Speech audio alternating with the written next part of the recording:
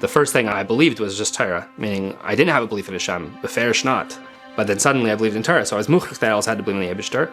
And then Likutei Sichos was able to bring me also to Torah mitzvahs and everything else. Looking back on what Likutei Sichos did to me, how it helped me, how it really brought me to where I am today in my relationship with the Rebbe. It was the place where I found the Rebbe. The Likutei Sichos was the foundation of my iskashros.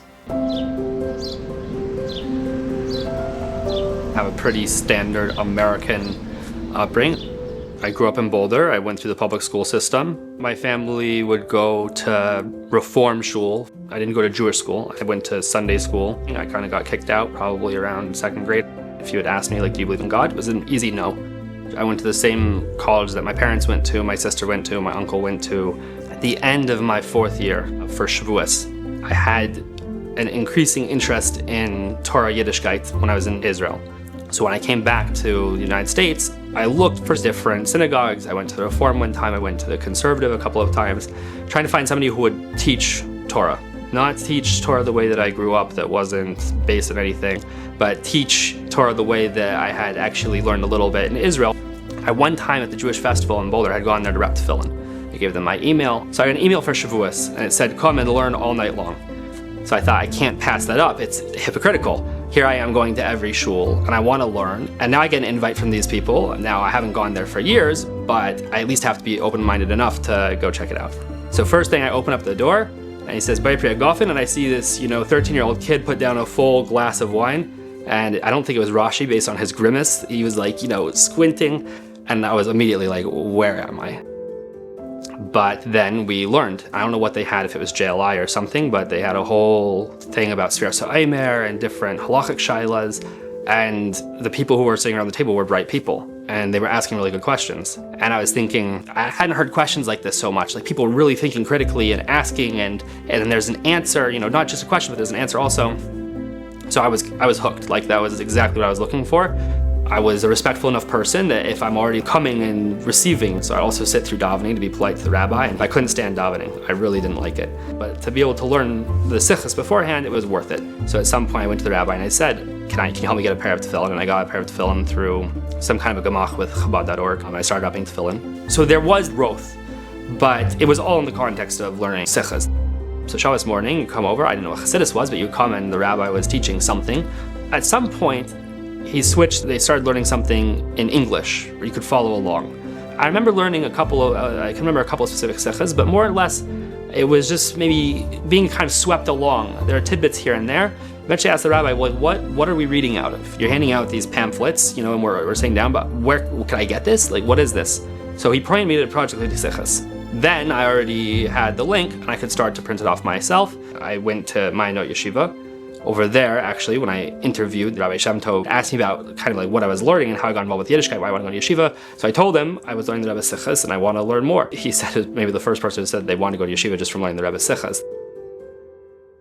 I grew up in Brighton Beach, where my parents are shluchim. Went to Torah as a kid, traveled every day back and forth. Grew up on shluchos. The Rebbe was always in the house. But like many of us, I was born a couple years after Gimel Tammuz. So naturally, it's hard to bring in a real, tangible, intimate way the relationship our parents had with the Rebbe into our life. They grew up by the Rebbe. They were Fabrengens, won $5. They lived with the Rebbe. And to do that today has its challenges, being that it's after Gimel Tammuz. Early in Mesivta, I felt like I needed a project, something to do for a few years, something that will keep me going in yeshiva, something that I would have a kach, something that I would enjoy. For some reason, I chose Likutei Sichos, but I didn't have a reason aside from the fact that it was, something that I was able to learn. It's the Rebbe's Torah, it's a beautiful thing, and I could put in a half-hour a day, finish a sicha. It sounded that I could, take upon myself and learn. Sure Gimel, I was looking for another Mesivta. It was time to go. Looking at different places, I had a lot of friends in Westchester, so I decided to give it a try. It was my second year taking upon myself 5 Halakim Likutei Sichos. There was certain things that I was, going through at that time.